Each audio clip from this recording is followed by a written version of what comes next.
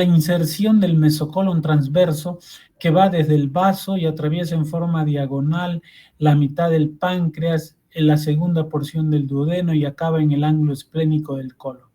Este meso, que viene a ser esto en el corte sagital, ¿no? Este es el colon transverso, este es el mesocolon y se está insertando en la pared posterior del abdomen. Divide a esta región grande, a esta región peritoneal, en dos compartimentos. Uno que está por encima de este meso, que es esta de acá, el mesocolon transverso, la región supramesocólica, perdón, y otra región que está aquí abajo, que es la región inframesocólica. Aquí lo tienen el mesocolon transverso de verde, acá está su inserción posterior, por arriba es la supramesocólica y por debajo es la inframesocólica. Esa es la primera gran división que tenemos. El compartimiento supramesocólico, aquí lo tienen al colon transverso y por transparencia se ve la línea negra que es la inserción de su meso en la parte posterior. Va a dividir, hemos dicho, esta porción superior en supramesocólica, la cual a su vez se divide en una celda hepática que contiene al hígado, las vías biliares, la vesícula biliar, la celda gástrica que contiene al estómago, que es este de celeste, con la primera porción, con el píloro y la primera porción del duodeno, una celda esplénica que contiene al vaso, y detrás del estómago hay la celda pancreática que contiene el páncreas. Entonces la región supramesocólica se divide en 4. La región inframesocólica está dividida a su vez en dos, una derecha y otra izquierda, por otra inserción de otra reflexión peritoneal que es el mesenterio, que va desde el ángulo de Treitz en forma diagonal, atravesando la tercera porción del duodeno, la cara posterior, hasta llegar a la fosa ilíaca derecha, que es este de aquí el mesenterio, y es esta que viene, esta línea que voy siguiendo con el cursor. Entonces, este mesenterio divide en un lado al inframesocólico en un lado derecho y otro lado izquierdo.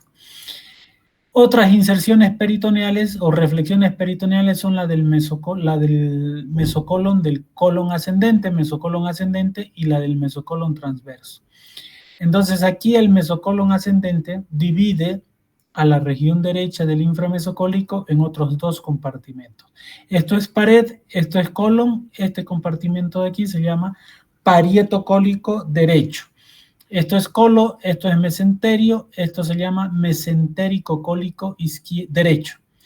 Esto es meso, esto es colon, este espacio de aquí que les señalo se llama el mesentérico cólico izquierdo, y al igual que en el lado derecho, colon, pared, parietocólico derecho. Entonces aquí ya tenemos 4 espacios más que deben ser explorados cuando entramos a hacer una cirugía o una laparotomía o laparoscopía exploradora. Finalmente, acá abajo en la región pelviana, entre el útero y el recto, que es este de aquí, hay un espacio que es el fondo de saco de Douglas, ¿no? En el hombre no hay el útero, está la vejiga directamente y el fondo de saco recto vesical. Aquí los tienen cada uno con sus nombres: la celda hepática, la celda gástrica, la celda esplénica, la pancreática, el parietocólico derecho, el mesentérico cólico derecho, el mesentérico cólico izquierdo, el parietocólico izquierdo, y aquí tenemos el fondo de saco de Douglas en la mujer, y cuando no hay recto, solamente vejiga y recto, fondo de saco recto vesical. Muy bien, ese es un recuerdo rápido de la anatomía de la región abdominal, tanto en su topografía externa como en la parte interna. Entonces habíamos dicho que ya vimos el sitio de la incisión, ya vimos las técnicas de la laparotomía y que ahora nos toca hacer la exploración de todos estos espacios que hemos visto. Rápidamente vamos a empezar explorando. Una vez que hemos hecho una laparotomía, vamos a empezar explorando la parte superior, ¿no?, del espacio peritoneal, en la región supramesocólica. Y ahí tenemos, a través de una incisión mediana supraumbilical que puede extenderse hacia infraumbilical y nos va a permitir explorar toda la cavidad peritoneal, empezamos con la región hepática. Retraemos el reborde costal con un separador suprapúbico o de Doyen, y ahí podemos ver la cara diafragmática o superior del hígado con el ligamento falciforme, sus dos lóbulos, lóbulo derecho, lóbulo izquierdo. Podemos ver los ligamentos coronarios, los ligamentos triangulares del hígado, tanto derecho e izquierdo, un poco de la pared posterior del hígado y observamos si hay alguna lesión, alguna herida, ya sea por arma de fuego, por arma blanca, por golpe, por contusiones, ¿no? Levantamos el hígado con 2 separadores de Balfour y lo que vamos a ver es la cara inferior del hígado, donde vemos la vesícula, donde vemos la vía biliar, donde vemos la arteria, la vena cava, vemos el borde libre del epiplón menor, que es esto, que se llama el hiato de Winslow, que es la entrada hacia acá, detrás de este ligamento gastroesplénico, está la transcavidad de los epiplones, ¿no? Entonces, de esa manera ya le hemos dado una revisada, explorada rápidamente a la región hepática. Podemos pasar nuestro dedo por el hiato de Winslow y comprimir junto a estos 3 elementos, la arteria hepática, la vena porta, el conducto hepático, el colédoco, y al comprimirlos y evitar que vaya fluido sanguíneo, arterial y venoso hacia el hígado y que salga contenido biliar, estamos deteniendo sangrados al hígado en situaciones de emergencia y a eso se llama la maniobra de Pringle, que la vamos a ver más adelante también. La región gastroduodenal, si queremos explorarla también, una incisión mediana supra e infraumbilical, puede ser infra si necesitamos prolongarnos más abajo. Levantamos el hígado y vamos a ver la cara anterior del estómago, vamos a ver el píloro, la primera porción del duodeno, el epiplón gastrohepático, el epiplón gastrocólico, y vamos a ver sus diferentes porciones, el fondo gástrico, el cardias, el cuerpo, el antro, el píloro.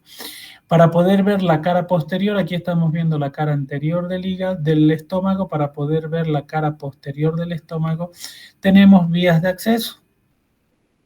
Y aquí te podemos agarrar y seccionar el epiplón mayor cerca de la curvatura mayor del estómago. Seccionamos a este epiplón ligando los vasos que están por aquí. Y luego que una vez seccionado, como ven aquí, lo que hacemos es levantar y aquí tenemos toda la cara posterior del estómago. Pero también podemos hacer cerca de la inserción del epiplón mayor con el colon, y esta es la intercolo epiploica. Antes era cerca de la curvatura mayor, ahora lo estamos haciendo cerca del colon y por eso se llama intercolo epiploica. Igual levantamos el colon, el estómago, y tenemos la cara posterior del estómago.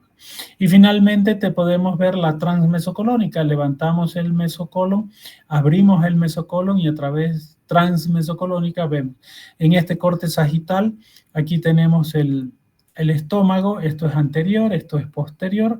Podemos ingresar abriendo aquí, que es el intergastroepiploica. ¿Por qué gastro?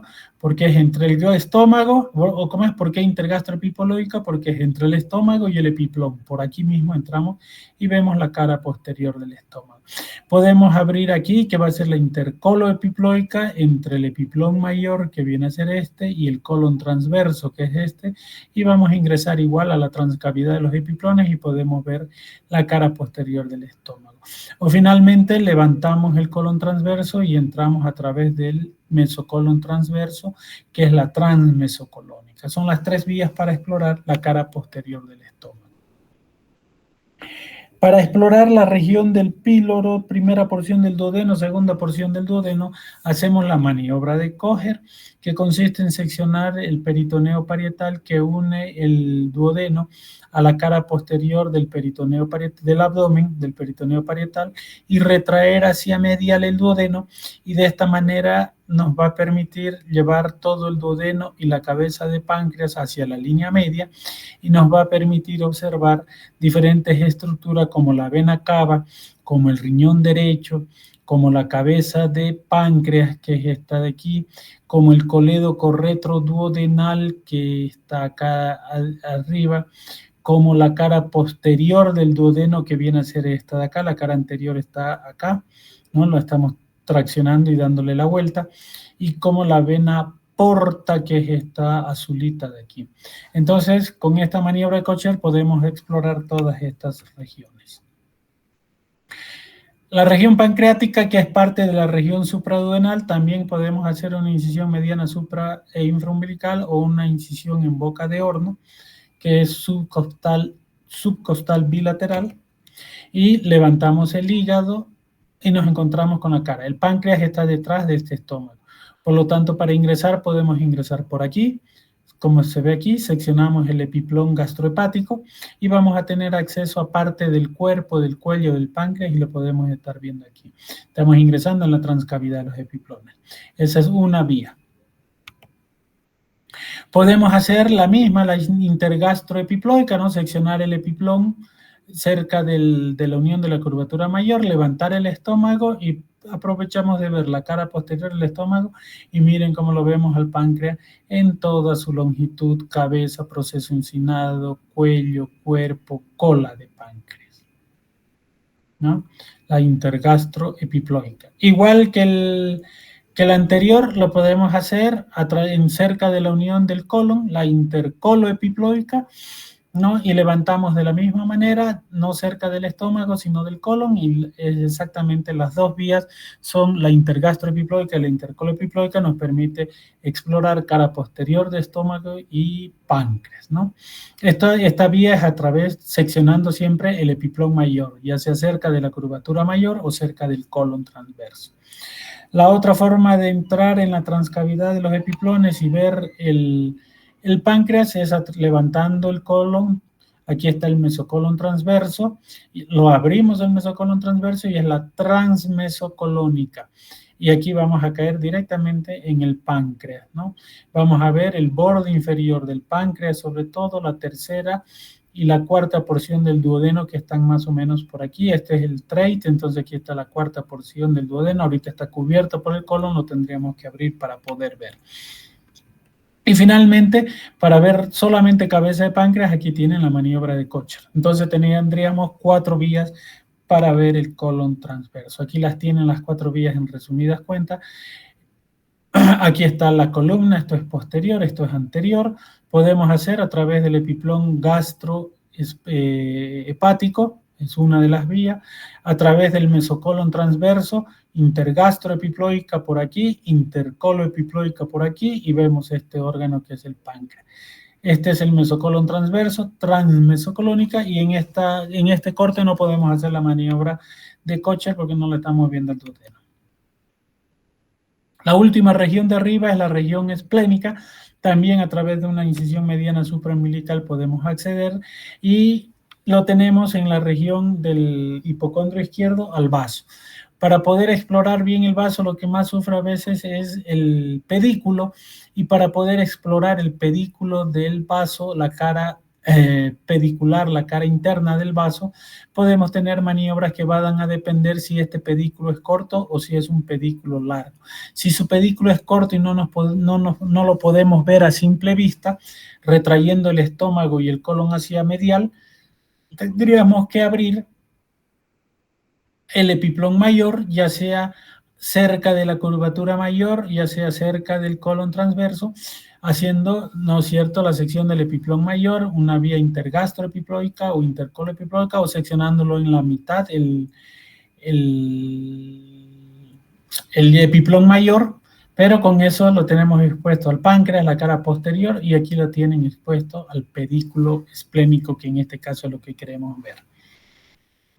Y si el pedículo es largo, simplemente lo único que hacemos es cortar y seccionar las uniones del vaso, que es esto, hacia la vena esplénica, y aquí lo tenemos expuesto el pedículo largo. O sea, el pedículo largo no tenemos que hacer ninguna maniobra para ingresar a la transcavidad de los epiplones. Finalmente, hemos revisado toda la parte superior, ahora vamos a revisar la parte inferior.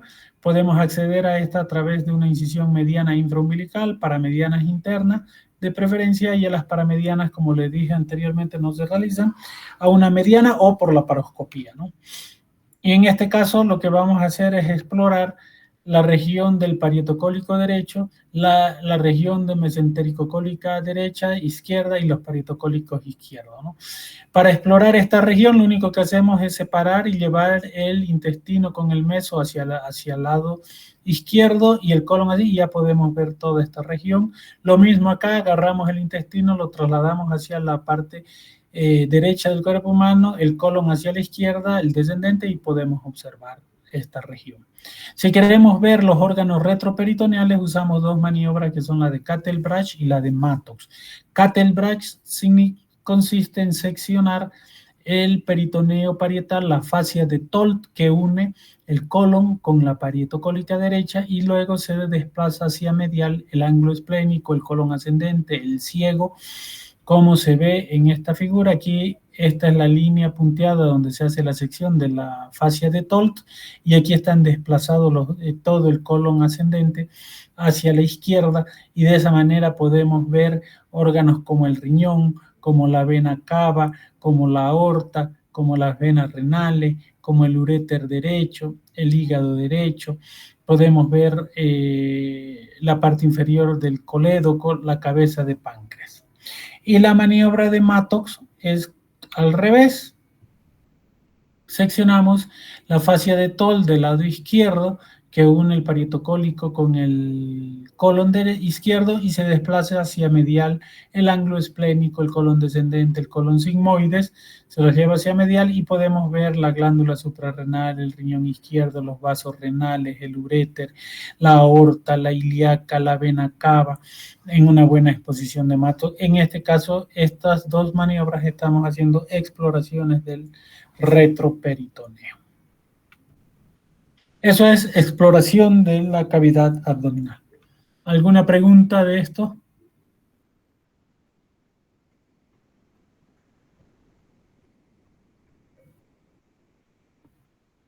Ninguna, doctor. Muy bien, entonces ahora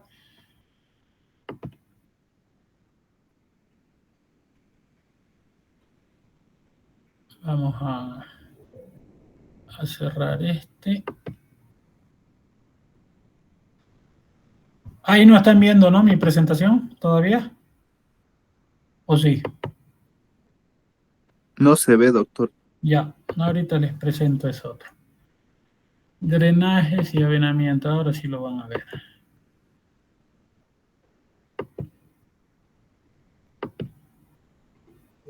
Ahora sí, ¿no? Sí, doctor, sí se ve. Ya. Entonces, una vez que se ha hecho el acceso a la cavidad peritoneal, hemos hecho la exploración de la cavidad peritoneal. Algunas veces, no siempre vamos a ver cuáles son sus indicaciones, se requiere de dejar algún drenaje en la cavidad abdominal para que nos avise si hay algún sangrado, si hay alguna fuga de algún líquido intestinal, para que podamos drenar algún absceso, algún líquido, algún gas que pudiéramos haber encontrado en la cirugía. Entonces, ¿qué es un drenaje? Es una medida que permite y facilita la evacuación de colecciones líquidas, semilíquidas, gaseosas, que están situadas en un tejido dentro de la cavidad abdominal, o como en este caso en la cavidad torácica, en la parte interna del organismo, de una cavidad, de un tejido, y que queremos sacarlo al exterior, o que nos avisen que algo no está yendo bien después de haberse operado a nuestro paciente. Entonces, ¿cuáles son las indicaciones para colocar drenaje? No siempre se coloca drenaje después de toda la cirugía, pero se coloca cuando nosotros queremos colapsar un espacio muerto. Después de haber retirado algún órgano, sobre todo de algunos espacios que no son cavidades, como por ejemplo haber retirado la mama, como por ejemplo haber retirado la tiroides, como por ejemplo haber hecho una disección grande de toda la pared abdominal para colocar una malla, estamos separando tejidos, músculos, que después de ello, si en este caso de este ejemplo, va a faltar toda la glándula mamaria, va a quedar un gran espacio en el cual estaba la glándula mamaria. Entonces ese espacio se puede llenar de líquido proveniente de las linfas, proveniente de vasos sanguíneos, de exudado, de tejidos subcutáneo y demás, y se va a formar un seroma. Eso van a ver ustedes en complicaciones quirúrgicas, y entonces nosotros colocamos un drenaje para que este drenaje aspire y colapse este espacio muerto y no le dé lugar a que se acumule este líquido que les hablaba. Entonces, la primera indicación es colapsar un espacio muerto. La segunda indicación es drenar un absceso. Hay una colección purulenta dentro de la cavidad abdominal. En este caso, miren, hay una colección purulenta en el hígado. En este caso hay una colección purulenta dentro de la cavidad peritoneal y nosotros le colocamos un drenaje donde está esa colección purulenta para poder aspirar y drenar. Aquí están recolectando en la jeringa. Aquí está colocado el drenaje y después se va a aspirar para retirar el absceso o la colección líquida o cualquier colección líquida que queramos drenar, no necesariamente abscesos. También dejamos para que nos alerte tempranamente, se operó de vesícula y le dejamos un drenaje porque por ahí se lesionó el conducto colédoco, el cístico y empieza a fugar bilis, entonces rápidamente va a aparecer por el drenaje bilis y ya nos vamos a dar cuenta de que algo no está bien con este paciente. Entonces, esa es la tercera indicación, que nos alerte tempranamente de algún drenaje quirúrgico. O se operó de la vesícula y quedó sangrando un poquito, no se hizo una buena hemostasia, le dejamos el drenaje y si después de un tiempito empieza a salir gran cantidad de sangre y acumularse sangre, cuantificamos el débito, vemos las características de la sangre, decimos está sangrando adentro, nos está habilitando, ¿no?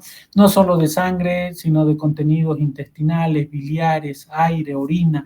Va a depender mucho de la cirugía que se haga para que tratemos de buscar algún líquido en especial. Y finalmente, a veces tenemos cirugías en las que un órgano como el intestino o el estómago o el colon se han fistulizado, se han abierto y está saliendo contenido gástrico hacia la cavidad peritoneal y lo que nosotros queremos es que ese contenido no se quede dentro de la cavidad peritoneal, sino salga afuera. Entonces es controlar el escape de líquido de una fístula. Este paciente es un paciente operado de una manga gástrica, le han reducido el estómago como parte de una cirugía bariátrica, pero en la parte de la sutura, miren por aquí, se ve así de blanco porque tiene el material de contraste, que es el que sale en la radiografía blanco, y se está escapando por aquí. Por eso hay aquí una acumulación de ese líquido de contraste que debería estar dentro de este estómago. Entonces, se coloca el drenaje. ¿Para qué? Para que esta colección, en vez de que se acumule aquí y se infecte y produzca alteraciones en el paciente, se salga fuera de la cavidad. Esa es la cuarta indicación.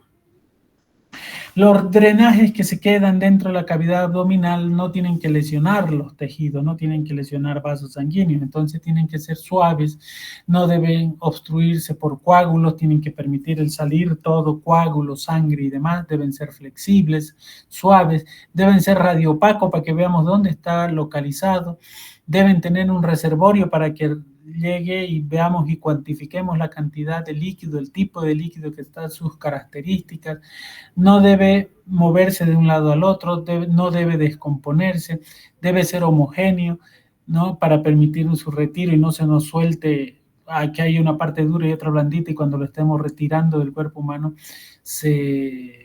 se suelta y se quede un pedazo dentro de la cavidad peritoneal, no debe ocasionar reacciones inflamatorias en el paciente y debe ser estéril, ¿no? Cuando nosotros decidimos retirar el drenaje, aquí está fijado el drenaje para que no se mueva, es una de sus características, cortamos este hilo y lo único que hacemos es traccionar y jalarlo el drenaje y va a salir. El drenaje probablemente de este paciente está en el fondo de saco. Entonces por eso tienen que cumplir todas estas características para que sea la utilización del drenaje beneficiosa para el paciente y no le produzca más bien alteraciones. Sin embargo, va a tener complicaciones como las vamos a ver ahorita.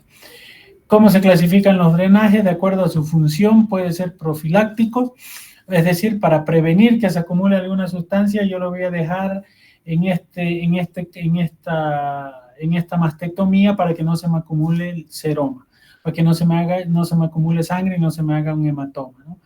Para valorar la presencia de hemorragia, ¿no? Yo lo dejo porque si empieza a sangrar esa zona, va a salirse por el drenaje y voy a decir, aquí está sangrando y vamos a entrar de nuevo a operarlo para volver a hacer hemostasia. Entonces me va a alertar de una probable hemorragia interna, ¿no?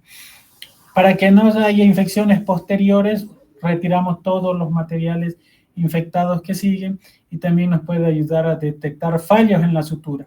Se ha hecho una sutura del estómago, se ha suturado el estómago porque estaba perforado, o el intestino, el colon, lo que ustedes quieran, se ha hecho una sutura, una rafia, y dejamos un drenaje para que nos avise si esa nuestra sutura en el tiempo dio lugar a que cicatrice y el paciente esté normal, ¿no? Con su tránsito intestinal normal.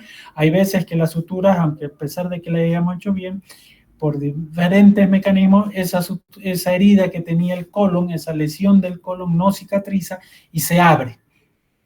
En esos casos nosotros hablamos de dehiscencia de sutura. Se abre la sutura y empieza a vaciar contenido hacia la cavidad peritoneal. Si tenemos un drenaje a su lado, va a empezar a salir por el drenaje y vamos a darnos cuenta de que está saliendo contenido gástrico, biliar, heces fecales, si es en colon, etcétera, ¿no?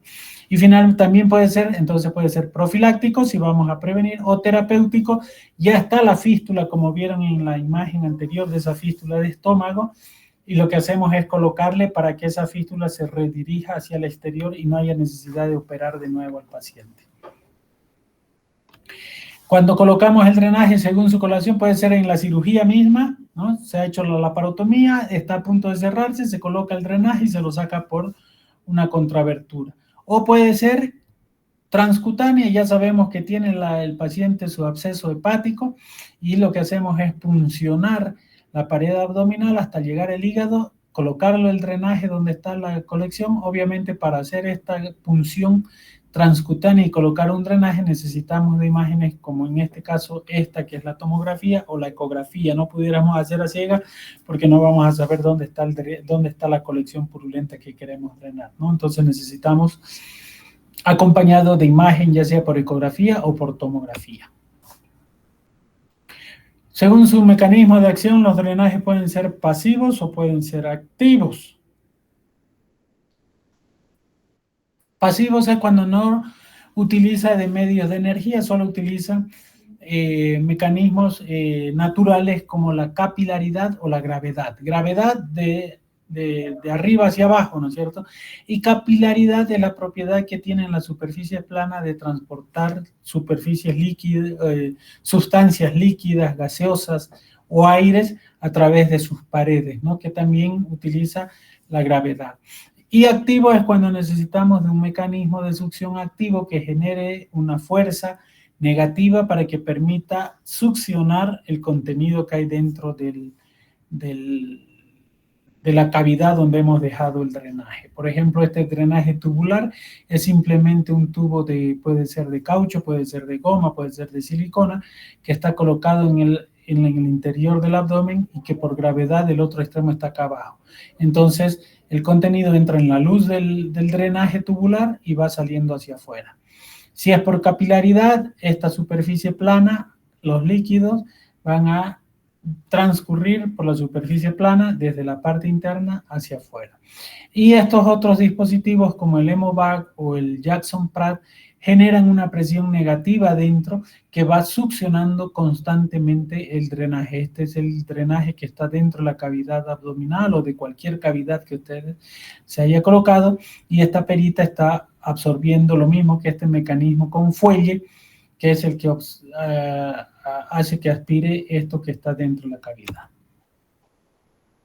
Entonces, dentro de los pasivos teníamos principalmente el Penrose y una gasa simple. La gasa simple, que ustedes ya la conocen, la podemos colocar dentro de una herida. Generalmente esta gasa nunca se deja dentro de cavidades, se dejan en heridas superficiales cuando son heridas infectadas y queremos que esa herida, toda la secreción que tenga, el débito que tenga esa herida salga al exterior. Podemos dejarle una gasita dentro de la herida y por capilaridad va a ir retirando líquido, sangrado, infecciones, bacterias, etcétera, ¿no? El Penrose es de látex, ¿no? Es flexible, es suave, es hecho por las empresas, actúa por capilaridad, puede salir por la misma herida o puede salir por contrabertura. Aquí está la herida y se lo saca por acá o se lo saca por la misma herida como está en este caso, ¿no?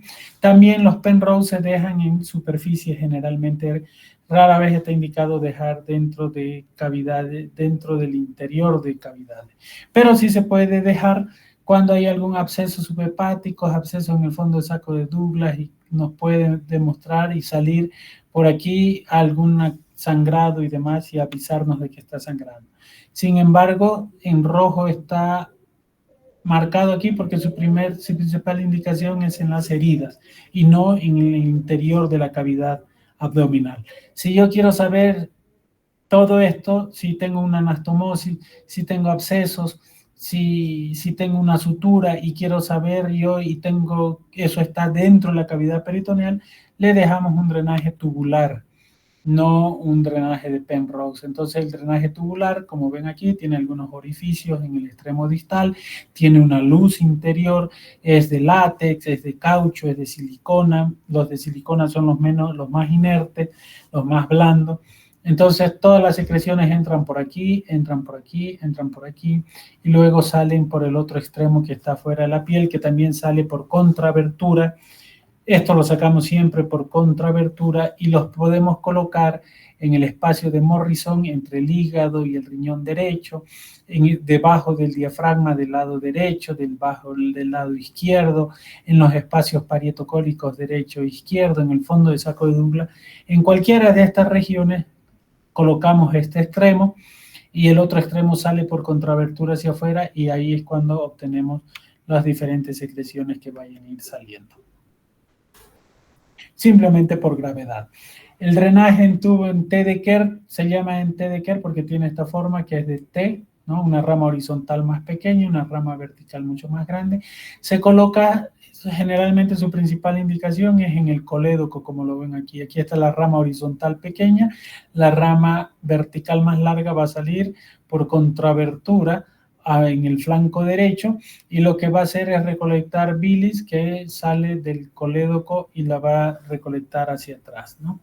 Esto lo hacemos cuando hay exploraciones de las vías biliares, cuando hay pacientes con cánceres de vías biliares, de páncreas, de ampolla de Vater, y como no puede vaciar bilis hacia el duodeno, se van a obstruir y el paciente se pone ictérico, entonces es preferible que la bilis salga por el tubo en T de Kerr hacia el exterior y con eso mejora, ya no va a estar ictérico, no va a tener dolor, no va a tener prurito y todas las complicaciones que ustedes van a ver de la ictericia cuando lleven cuarto año. Por ahora sepan que el tubo en T de Kerr se coloca en el colédoco para drenar bilis hacia el exterior en casos de exploración quirúrgica de la vía biliar o neoplasias que afecten al mismo colédoco, páncreas, ampolla de Vater, etc. También actúa por gravedad. Y los activos, este es el Jackson Pratt con esta perita que al presionarla genera la presión negativa y esto es lo que aspira, lo que va dentro del paciente. Esto es de silicona, es de baja presión esta perita, no hace mucha presión y lo colocamos dentro de las cavidades en los mismos lugares que vimos el anterior, el drenaje tubular.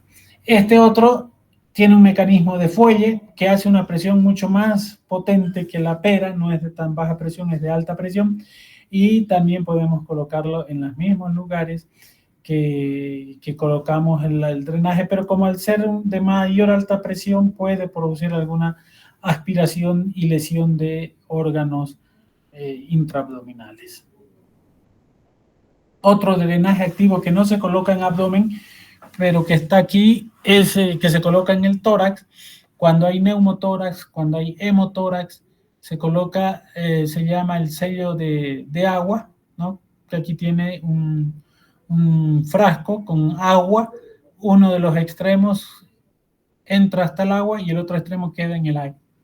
De tal manera que el contenido entra, es atrapado en el agua, pero no puede devolverse porque el pulmón al contraerse, la cavidad peritoneal es presión negativa y se pudiera entrar de nuevo el agua así, entonces por eso un extremo está conectado al agua y el no. El agua la atrapa y el que no está conectado al agua permite la salida. El Pleurevac, el sello de agua es el método casero, el Pleurevac es el método industrial, es lo mismo, consiste en lo mismo. Sus indicaciones son las mismas, solo que el Pleurevac viene hecho de fábrica, con todos los dispositivos y válvulas necesarias, mientras que nuestro sello de agua lo fabricamos artesanalmente nosotros. Aquí tienen, según la forma, entonces pueden haber los tubulares, pueden haber los planos, pueden ser abiertos como este, aquí tendríamos que ponerle un apósito, o puede ser a un frasco cerrado, como ven aquí, donde se va colectar la secreción que salga, ¿no? En los abiertos habría que poner una gasa, apósitos para ir conectando, porque si no va a manchar toda la ropa del paciente. En cambio, los cerrados tienen la ventaja que todo queda dentro de la perita, de la bolsa, del guante que le pongamos. Usamos diferentes reservorios para colocar en la manguerita. Podemos tener un solo drenaje como este paciente o podemos tener múltiples drenajes, 2, 3, 4 drenajes, dependiendo de las patologías del paciente. Puede salir a través de la misma herida o puede salir por contrabertura. Aquí está la herida y aquí se ha abierto otra herida más pequeña para que salga este drenaje y para que salga este otro drenaje. Una vez que se ha conectado el drenaje, sale de quirófano, se va a su sala. En los siguientes días, ¿qué es lo que tenemos que hacer nosotros? Es valorar. Este es el mecanismo de fuelle del Hemovac, ¿no? Aquí está activado. Esto como los chiguetes que se usan para agua o para succionar agua. Esto se comprime y es el fuelle que genera la presión, ¿no? Este es el de la perita Jackson Pratt. Entonces tenemos que ver cuánto tiempo ya tenemos nuestro drenaje, qué cantidad de secreción o de débito está dando, cuál es el tipo, es hemático, como ven aquí, es seroso, como ven aquí, es purulento, es bilioso, es lechoso, es fecaloideo, etcétera. Entonces todo eso vamos viendo a medida que vamos observando todos los días al paciente, ¿no? Vemos su viscosidad, es espeso, es clarito, es cristalino, etcétera, ¿no? Entonces, eso es lo que vamos valorando cada día. Antes de las complicaciones y dependiendo de lo que dé, vamos a tomar nuestras diferentes conductas, ¿no? Si es verde, bilioso y fue en una sutura de intestino delgado, lo que yo llego a concluir es que mi sutura se ha abierto y está saliendo bilis por el intestino delgado. Si es rojo y lo coloqué para que me avise si está sangrando y es rojo rutilante, ese paciente está con un sangrado activo. O si es un rojo bien oscuro, de repente está sacando un poco de sangre que ya se coaguló y no tengo que preocuparme mucho del paciente. Si suturé el intestino grueso y está saliendo heces fecales, pues bueno, se me ha abierto mi sutura, ¿no? Entonces, una vez que ha terminado han pasado los días, tercero, cuarto, quinto día, dependiendo de la cantidad de volumen, del tipo de volumen, a veces, la mayoría de las veces, no, a veces la mayoría decidimos retirar el drenaje. ¿Y cuándo retiramos? Cuando el drenaje es 0 o máximo 30 ml en 24 horas. ¿No? Si da 0, 1, 2, 3, hasta 30 ml, lo podemos retirar, pero no... También no solo es la cantidad, sino tenemos que ver la calidad, el tipo. Tiene que ser un colorcito, si es que dio entre 0 y 30 ml, tiene que ser color amarillito, ceroso, llamamos nosotros, o algo con sangrecita, hemático, lo podríamos retirar. Pero si está saliendo 30 ml de bilis, no puedo retirar. Si es 30 ml de caca o 10 ml de heces fecales, no lo puedo retirar, ¿no? Y finalmente, si lo que colocamos para dirigir esa fístula que les mostré a un principio, bueno, pues hasta que ese trayecto fistuloso está bien establecido y se ha solucionado, recién vamos a retirar nuestro drenaje. Sin embargo, los drenajes no son exentos de complicaciones, ¿no? También puede ser que al dejar un drenaje, este se rompa, se remueva de forma inadvertida y lesione algún órgano, que en vez de sacar infecciones de dentro de la cavidad, más bien se introduzcan a través del drenaje, que estos se obstruyan y no cumplan su función, que estén alrededor de un nervio y provoque dolor, o que más bien ese tubo, si especialmente no es de silicona, no es de caucho, es un poco más duro, perforen las vísceras, necrosen vísceras porque se apoya y por decúbito produzca, por compresión, primero producen úlceras y luego producen necrosis y luego perforan el tejido, ¿no? O se quede retenido el contenido y el drenaje dentro de la cavidad abdominal y finalmente por ese orificio por donde salía el drenaje, especialmente si son drenajes de mayor volumen, pueden quedar y formarse algunas hernias incisionales. Entonces todas estas son complicaciones de la colocación de un drenaje, por lo tanto cuando decidimos colocar un drenaje, este tiene que estar bien indicado y tenemos que tener los cuidados necesarios para que no se compliquen, ¿no es cierto? Ahí lo retiramos y con eso sería todo. ¿Alguna pregunta? Doctor, ¿y qué condiciones se debe cumplir para poner un drenaje? Porque, bueno, no se ponen todas, ¿verdad? Por ejemplo, ¿en qué cirugías sí o sí se debe poner y en qué no, digamos? Esa era mi duda. ¿Y qué condiciones debe cumplir más que todo para poder decidir si ponemos o no el drenaje? Por eso, depende, hay las 4 primeras indicaciones que les mostré, ¿no es cierto? Ahí se coloca el drenaje. Yo quiero que después de la cirugía que he hecho me está quedando un gran espacio, un espacio muerto, un hueco, lo vamos a llamarlo, ¿no? Que estaba ocupado por el tejido que yo retiré, por ejemplo, la mama que les di ejemplo, por ejemplo, se retiró la glándula tiroidea en el cuello y todo ese espacio ocupado por la tiroides va a quedar, no queda relleno, ¿no ves? Queda un espacio, a ese espacio nosotros lo llamamos espacio muerto. Se hizo una gran disección del abdomen para colocar una malla y se separó el tejido celular subcutáneo de la aponeurosis. Entonces se creó un espacio que normalmente las aponeurosis están bien adheridas al subcutáneo. Entonces ahí nos ha creado una gran cavidad que se va a llenar de líquido. Ahí le coloco un drenaje, esa es una indicación.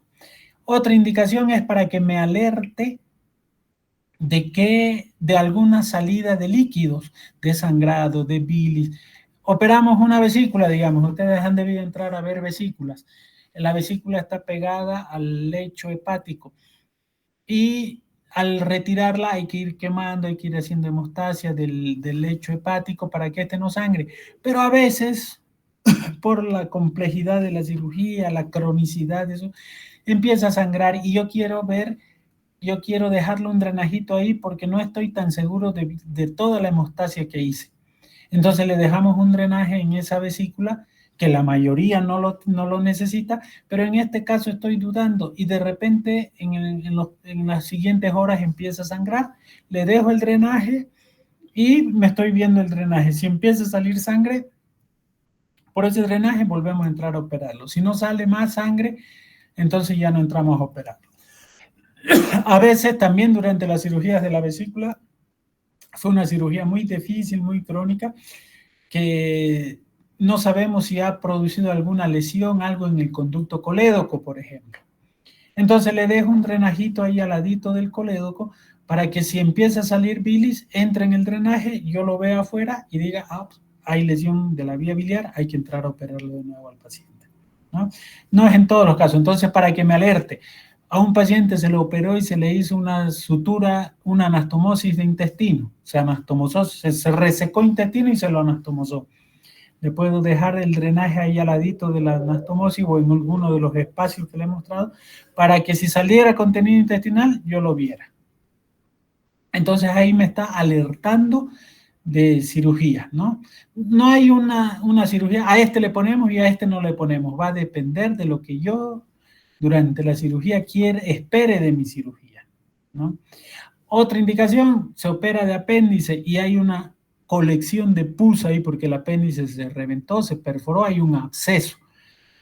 Quiero drenarlo ese absceso, quiero que se drene además de lo que lo hemos lavado. Veo que todavía hay colecciones purulentas, le dejo para que termine de drenar ese absceso. Y la tercera indicación es para el manejo de las fístulas que le mostré. No sé si podemos volver aquí, que es en el caso de esa cirugía aquí, ¿no? Les he dicho que este paciente, este es un estómago, el estómago debería ser más grande, a este se le hizo una cirugía bariátrica, ¿no? Se le redujo el estómago a menos de la mitad, solo es esta partecita ahorita el estómago, pero en la parte que se cortó ha empezado a fugar, y esa fuga la conocemos como fístula. Entonces aquí se está acumulando el drenaje, este color blanco es contraste que tomó el paciente y que se le sacó rayos X para ver este contraste, y aquí efectivamente vemos que hay contraste fuera del estómago. Por lo tanto, aquí sí se coloca un drenaje para drenar esta colección, para dirigir una fístula, esa es otra indicación. Esas son las indicaciones de drenaje. ¿Se entiende? Sí, doctor. Y doctor, si en caso, digamos, no saliera de posiciones ni nada y todo estaría bien, ¿por cuánto tiempo más o menos el drenaje tiene que estar ahí para considerar volver a entrar o no? Ya, Esperar. digamos que fue una sutura intestinal.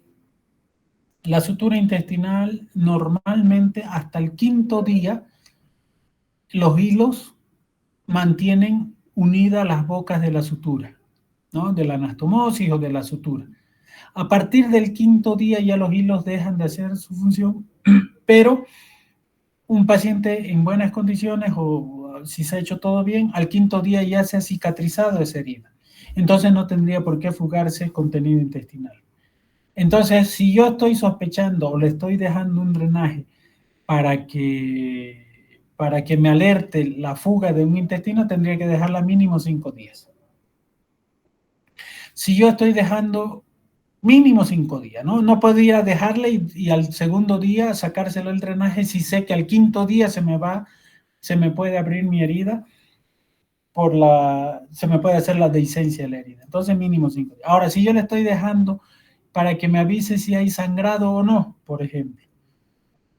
Yo sé que el sangrado en las primeras horas, si ya se ha hecho buena hemostasia, después viene ya la hemostasia fisiológica y después no va a sangrar más. Entonces yo podría dejarle hoy día el drenaje y mañana retirárselo porque sé, y si ya no hay sangrado, obviamente me fijo las características del drenaje, la cantidad de drenaje y digo, ha salido 10 ml de sangre, es una sangre media cerohemática, más tirando a ceroso, entonces no está sangrando mi paciente, se lo retiro, ¿no?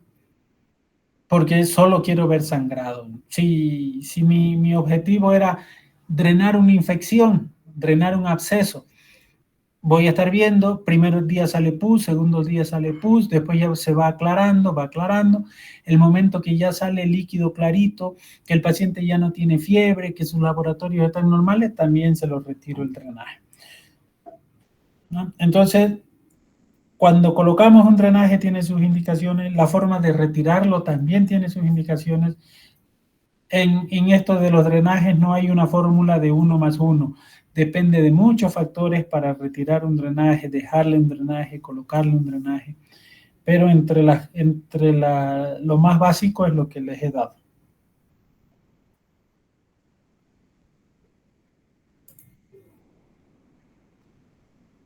¿Se entiende? Sí, doctor, gracias. ¿Alguna pregunta más?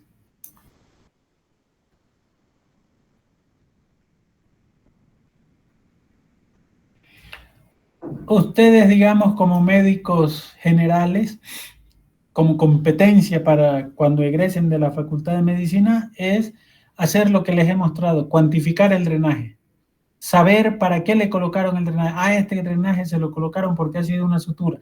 Y ustedes, como médicos generales, con ese paciente van a estar mirándole lo que sale y le informarán al cirujano y le dirán, doctor, está saliendo cerocito, ya estamos en el sexto día y listo. Hasta ahí es su competencia. El cirujano verá y dirá, sí, ya lo puedo retirar y él lo retira, ¿no?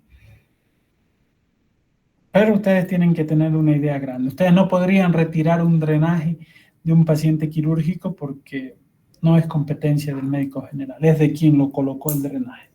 Pero drenar una herida de una cortadura, de alguna lesión en la piel, sí, pueden colocar un drenaje de Penrose, pueden colocar una gasa y controlarle, ¿no? Cuando ya no haya infección, cuando no salga ningún débito por esa herida, ustedes sí lo pueden retirar. O sea, esas son cirugías menores. Muy bien. ¿Alguna pregunta más?